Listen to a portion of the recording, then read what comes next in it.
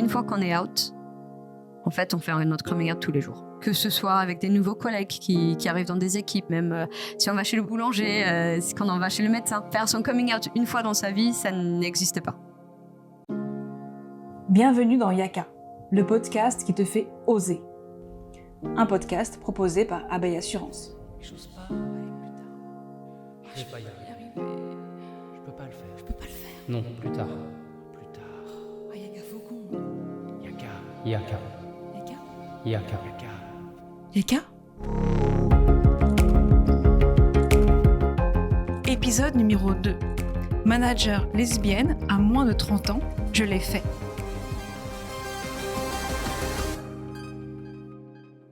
« 48. C'est le pourcentage des personnes LGBT+, n'ayant pas fait leur coming out au travail, selon une étude de 2020 du magazine Têtu. Autant dire la moitié. Autre chiffre, 35% des interrogés pensent qu'être out au travail peut représenter un risque pour leur carrière. Enfin, pour celles et ceux qui veulent faire leur coming out, les premiers mois de leur prise de poste sont primordiaux. Or, les 2/3 des personnes LGBT+, qui ne l'ont pas fait durant la première année ne le feront jamais, selon une autre étude du Boston Consulting Group publiée en 2021. Alors on pourrait très bien se dire que les questions d'orientation sexuelle et d'identité de genre sont censées être et rester de l'ordre du privé. Pourtant, elles déterminent nombre de relations entre collègues et de rapports de pouvoir au sein de l'entreprise. Oui, la vie, et surtout la vie en entreprise, est riche des règles, des codes à travers lesquels il est difficile de passer. Combien de personnes se sont inventées de fausses relations de peur de ne pas être intégrées? Combien de personnes ont esquivé les pauses déjeuner ou l'on débriefe du week-end? Combien ont tenté de trouver des formulations pour éviter de dire « il » ou « elle » pour parler de son, sa chérie? Et encore, on ne parle pas des blagues limites, de jugements sexistes ou de harcèlement. Alors, si cacher son homosexualité au travail peut empêcher de créer des liens avec ses collègues, limiter sa performance et son bien-être, il en a été tout autrement pour Bethany. Être manager et lesbienne, et qui plus est, à moins de 30 ans, c'est possible. Bethany l'a fait, elle nous raconte son Yaka. Bonjour Bethany, peux-tu te présenter en quelques mots?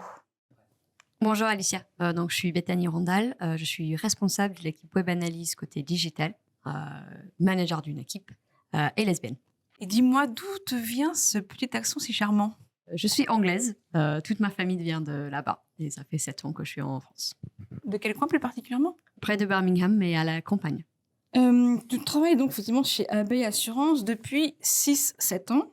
À 22 ans, tu diriges une équipe de 10 personnes. À 27 ans, nouveau projet. Cette fois, tu es à la tête d'une équipe de 5 personnes. Est-ce que c'est comme ça que tu te voyais il y a 10 ans, en leader? Peut-être il y a 10 ans, non. Mais je pense que quand j'ai commencé à travailler, je me suis dit que déjà travailler avec une équipe, être leader d'une équipe, c'était quelque chose qui me plaisait. J'étais déjà capitaine de quelques équipes sportives, donc j'avais déjà pris un peu le goût du leadership. Et tu te souviens de tes premiers jours en tant que manager, de ce que tu as ressenti? Oui, je me souviens très bien.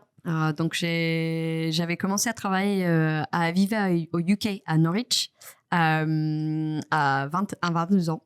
J'avais commencé dans le cadre du Graduate Programme et très rapidement, 6 mois après avoir commencé, j'étais leader d'une équipe de conseillers téléphoniques.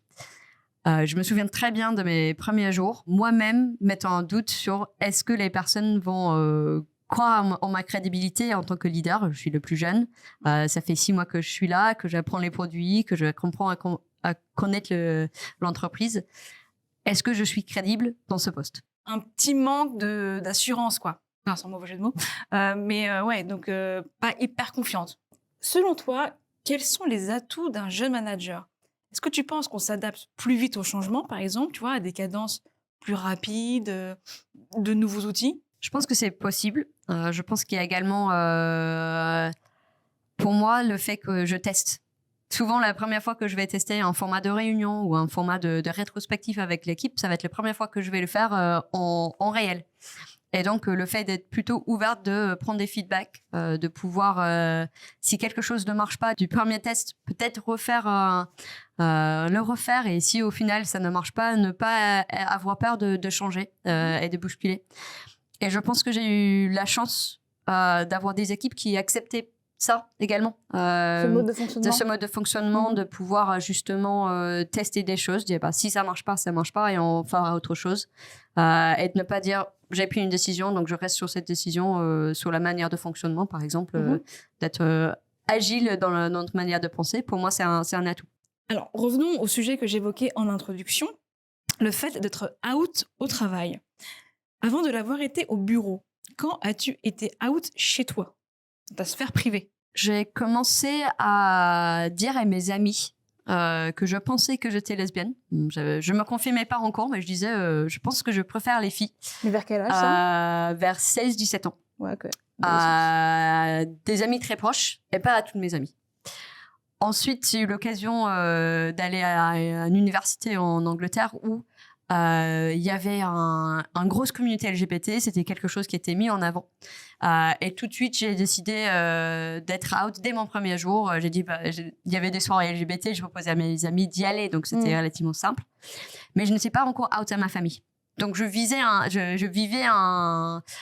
une vie un peu double où je profitais de ma vie très bien à l'université, mais à ma famille, je ne disais pas forcément tout. Et j'ai fait mon coming out graduellement, pareil. J'ai fait la première fois à ma maman, je pense à 22 ans. D'accord. Donc, quand je m'assumais vraiment. Et à mon papa encore plus tard, quand j'avais envie de lui présenter ma copine. Et par la suite, je leur ai dit, mais dites pas tout de suite à mes grands-parents non plus, parce que, pareil, peur que je suis très proche de mes grands-parents, mais j'ai eu très peur que ça allait être mal perçu. D'accord. D'un point de vue purement générationnel. Bien sûr. Ouais. Et donc, j'avais dit à ma maman, en fait, dis pas tout de suite à ses parents. Et ensuite, même, c'est pas moi qui l'ai annoncé, c'est ma maman qui a annoncé à mes grands-parents que j'étais lesbienne, que j'étais avec quelqu'un, que tout se passait bien. Okay. Mais je n'osais pas le faire. Oui, je lui avais demandé de le faire. D'accord, ok. Mon papa, par contre, lui, une fois que je lui avais dit, il avait tout de suite parlé avec ses amis et c'était plutôt bien perçu. Donc, ils l'ont bien pris. D'ailleurs, est-ce qu'ils s'en doutaient? Je pense qu'ils sont doutés. Alors, c'est pas le cas pour tout le monde, hein, mais j'étais garçon manqué dès mon plus jeune âge. À un moment, je me souviens, j'avais 7 ans, je voulais la coupe de cheveux de David Beckham, qui avait... pas quand il avait les cheveux longs non plus, quand il avait la crête. D'accord. Je pense qu'ils s'en doutaient un peu. Je pense qu'ils attendaient que je me confirme et que je m'assume moi-même. Que tu as déjà la confiance pour le faire. Exactement. Donc, ça a été très bien perçu. J'ai eu la chance. C'est pas le cas effectivement pour tout le monde. Donc, ça a toujours été avec bras ouverts et ma copine, elle est bien intégrée dans la famille comme les copines de mes frères. D'accord. Ok. Alors, maintenant, être out au travail, quel a été le déclic? Donc, quand j'ai commencé à travailler à 22 ans, je me suis dit que je n'allais pas être out. J'avais décidé que c'était quelque chose de ma sphère privée. J'avais pas besoin de l'annoncer à des collègues. Et rapidement, je me suis rendu compte que c'était en fait cacher une partie de moi-même. Parce que on est des collègues, on va aller déjeuner ensemble, on va demander qu'est-ce que j'ai fait de mon week-end, voilà. où est-ce que je pars en vacances, avec qui, Et on peut dire ou on a fait ça, ou nous avons fait ça jusqu'à un certain moment avant de se dire attends, est-ce que là je suis pas en train de me créer un double vie pour essayer de me cacher. J'ai eu de la chance également que chez Aviva UK, il y avait déjà un communauté Pride qui était bien installé. Donc on était en 2016 quand j'ai commencé à travailler. La communauté Pride était déjà très visible. Tout le monde portait les tours de cou qu'on a d'ailleurs chez AB Assurance maintenant. Donc c'était quand même il y avait des messages qui montraient que normalement ça allait être OK. Mais j'avais également cette peur que j'étais à Norwich, qui est quand même une ville très à la campagne. Bah oui. C'est pas comme si j'étais à Londres où on se dit que la ville est un peu plus cosmopolite. Ça peut peut-être plus facilement passer. Il y a plusieurs éléments qui m'ont aidé à faire le déclic. Le premier, c'était mon manager lui-même était gay, mais pas out visiblement au sein de toute son entreprise, mais ses collègues proches D'accord. savaient que il était avec un homme qui est rentré D'ailleurs, quand je suis arrivée, il était en vacances parce qu'en fait, il était en voyage de noces après avoir fêté son mariage. Donc ça, c'est le premier déclic. Le deuxième, c'était effectivement le Community Pride qui était très visible. Et le troisième, c'était, en fait, quand j'étais à l'université, j'étais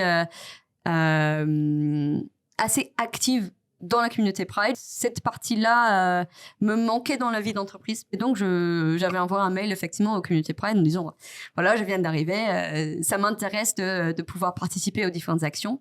Et rapidement, il m'avait donné un événement qui était sur le mois de novembre, de distribuer les lacets arc-en-ciel pour une campagne sportive avec Stonewall. Et donc, j'avais pris ce sujet. Je trouvais ça chouette déjà de parler un peu du sport et du fait que les personnes peuvent être LGBT dans le sport et que le fait qu'on soit sportif professionnel, de faire son coming out, c'est pas forcément très simple, notamment dans le foot, par exemple.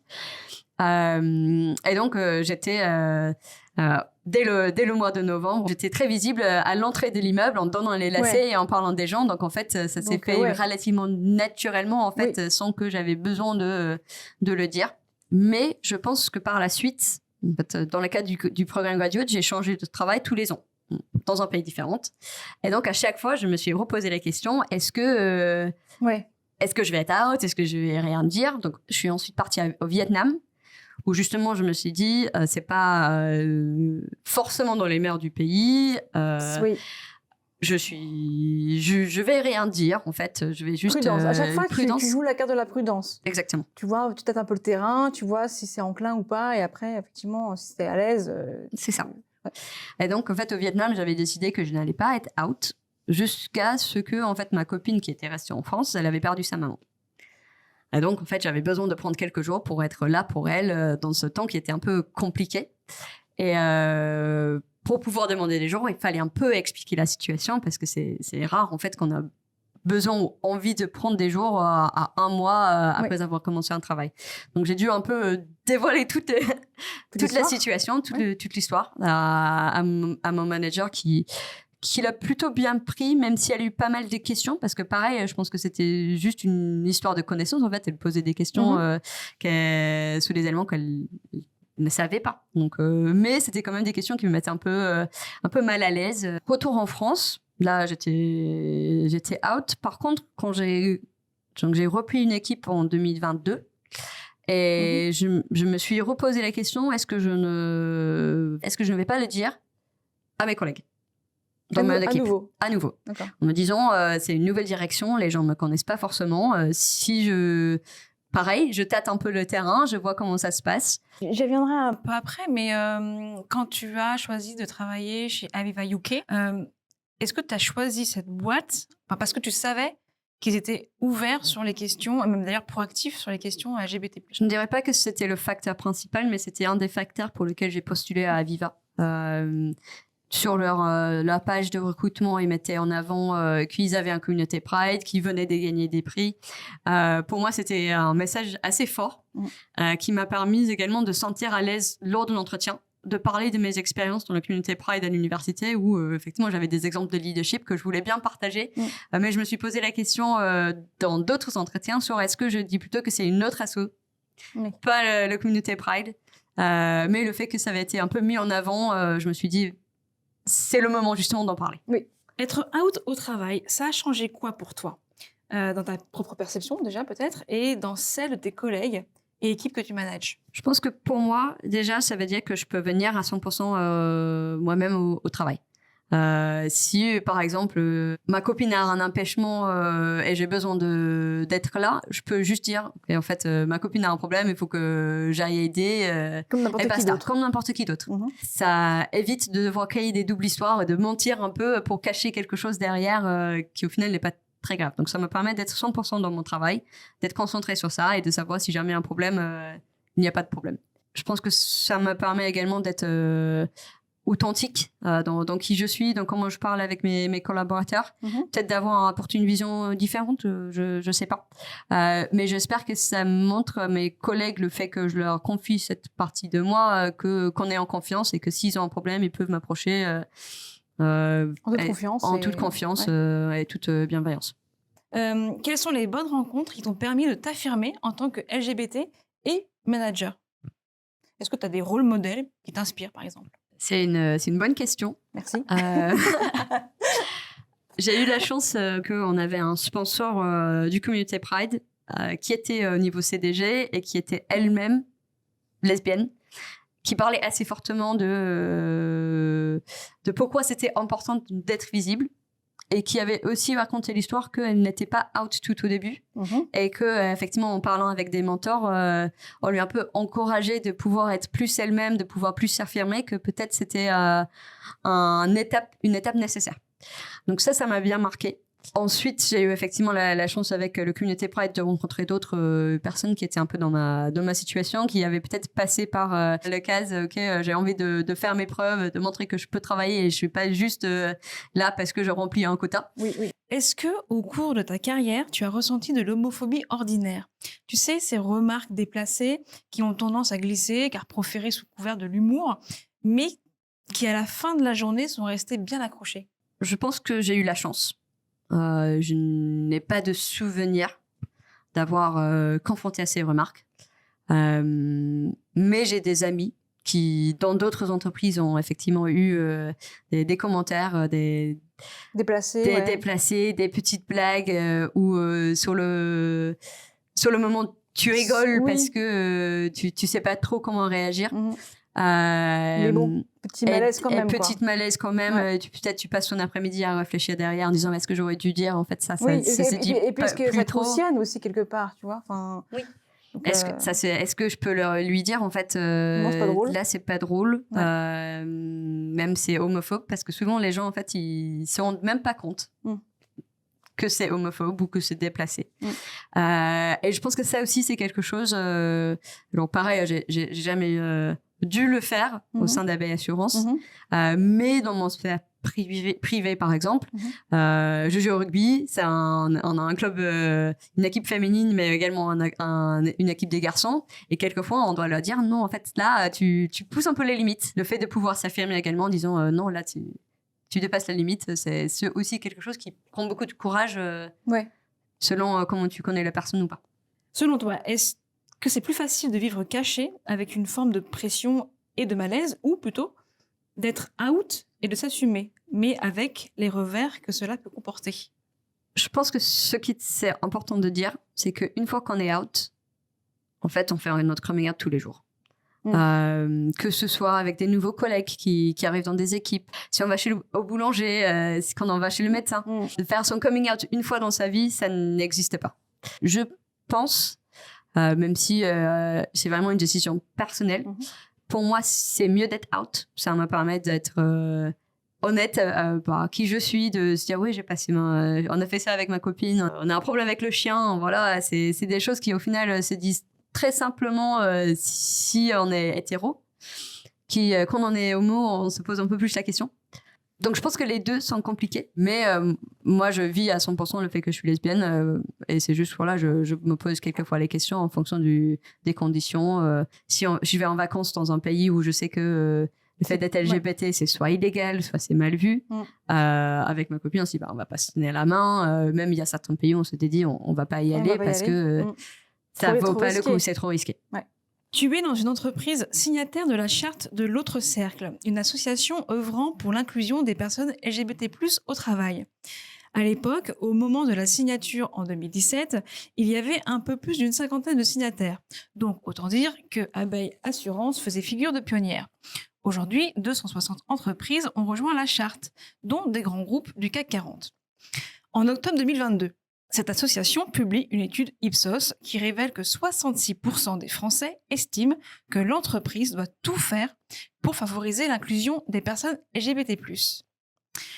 On dit, en parallèle, que les personnes LGBT ont moins de chances d'être recrutées. Mais est-ce que l'inverse, aujourd'hui, ne devient-il pas vrai? Est-ce que vous avez aussi le pouvoir de blacklister ces boîtes non inclusives?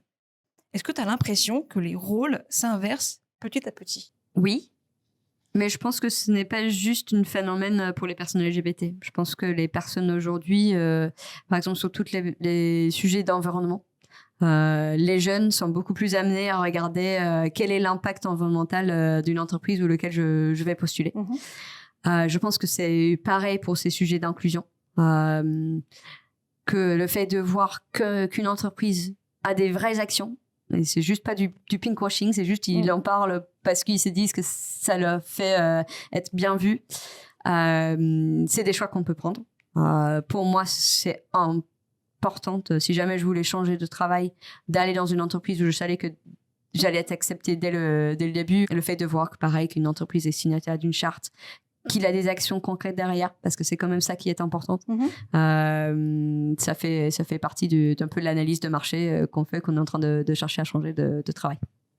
Juste pinkwashing, c'est l'équivalent de greenwashing. Exactement. Mais d'accord. Okay. Les hommes gays sont plus out au travail, d'accord, à 51%, que les lesbiennes, qui sont elles plutôt à 37%, toujours selon cette étude Boston Consulting Group qu'on a évoquée un peu plus tôt. Est-ce que tu saurais l'expliquer ? Je pense qu'il y a quelque chose sur la visibilité, le fait de s'assumer. Le fait que même si on se balade dans le Marais, par exemple, je pense qu'il y a une dizaine de bars pour les hommes, et si on a un pour les femmes, on est content. On est content. Ouais. Et même, c'est souvent des bars assez extrêmes vers cette partie-là. Je pense que donc c'est effectivement une question de s'assumer. Est-ce que les femmes se disent que en fait c'est pas importante, je vis ma vie mais sans en dire plus. Est-ce qu'il y a également quelque chose de se dire en fait je suis out vis-à-vis de mes collègues proches, mais peut-être pas vis-à-vis de ma hiérarchie ou plus largement. Je pense que ça aussi en fait partie.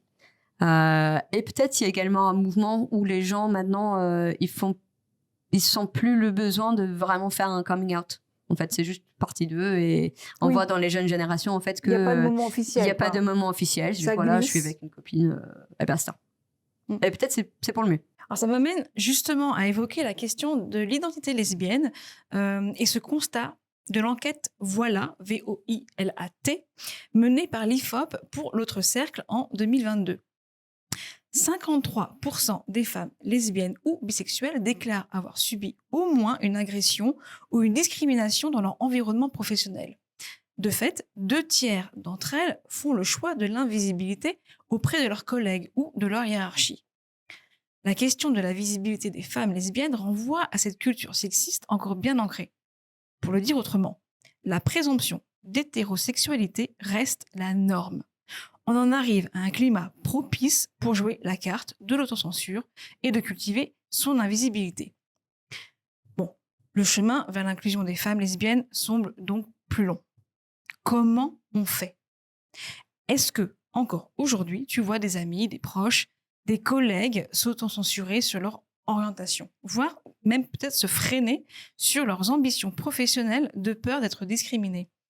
Est-ce que vous en parlez ensemble ? Vous en voyez peut-être des solutions ? Alors, la question sur est-ce que les personnes s'autocensurent ? La réponse est oui. J'ai beaucoup d'amis qui font le choix de ne pas être out jusqu'au moment où en fait ils se lancent dans des projets de mariage, des projets d'enfants, et il faut peut-être en parler un moment pour pouvoir justement s'assurer que tout soit bien accompagné. Est-ce que je vois des solutions ? Je pense que c'est le fait déjà qu'il y a de plus en plus de femmes dans les positions de hiérarchie. Déjà, ça rend les femmes plus visibles. Et peut-être sur ces pourcentages de femmes, il y en aura des femmes lesbiennes, bisexuelles, même trans, qui pourront s'affirmer et en parler publiquement. Je pense que c'est un message assez fort, en fait, quand quelqu'un dans l'hiérarchie est ouvertement LGBT. Ça permet de montrer que peut-être les valeurs de l'entreprise lui permettent de assumer son rôle de dirigeant, mais également ne pas cacher cette partie personnelle qui est quand même, on se rend compte, les limites entre le privé et la vie professionnelle sont quand même assez floues. Chez Abeille Assurance, tu fais partie de la communauté dédiée à l'inclusion des LGBT. Tu y fais quoi exactement ? Donc, la communauté Pride existe chez AB Assurance depuis 2018. On avait lancé effectivement dans le cadre d'une signature de la charte de l'autre cercle. La communauté Pride existe pour pouvoir justement faire des événements de sensibilisation.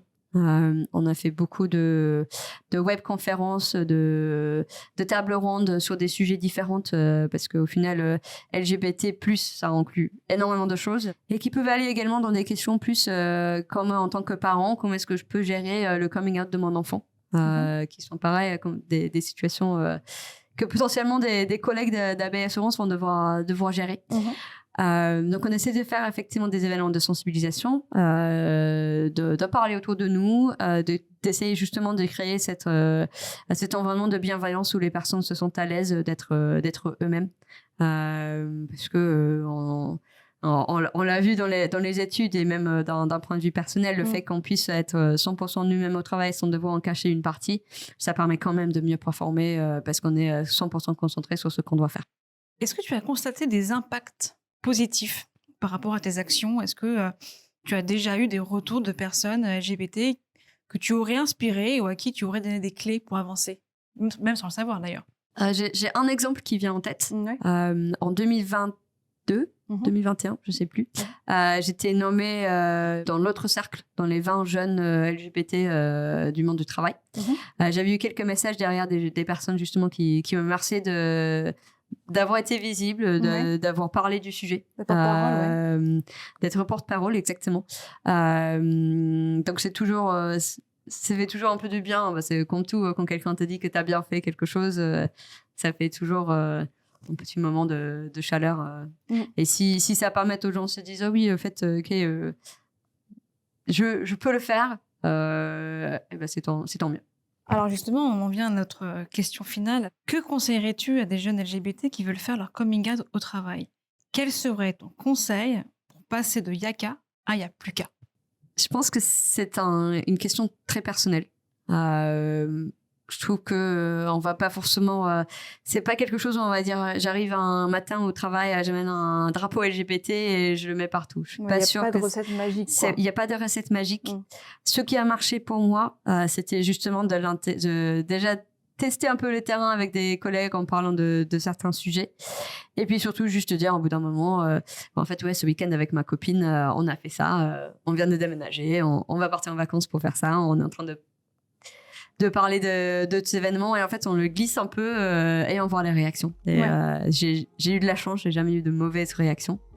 Je pense que c'est la meilleure chose à faire. Mais je pense que surtout si vous avez des questions, des doutes, n'hésitez surtout pas à vous faire. On en parle beaucoup dans le communauté LGBT des personnes qui sont alliées. Donc si vous savez qu'il y a des alliés qui sont assez fortes, d'ailleurs il y en a dans le communauté Pride, n'hésitez pas également à prendre contact avec eux. Peut-être ils peuvent vous aider à franchir le pas si vous vous sentez prêt à le faire. Dans la communauté Pride de chez Abeille Assurance. Exactement. D'accord. Okay.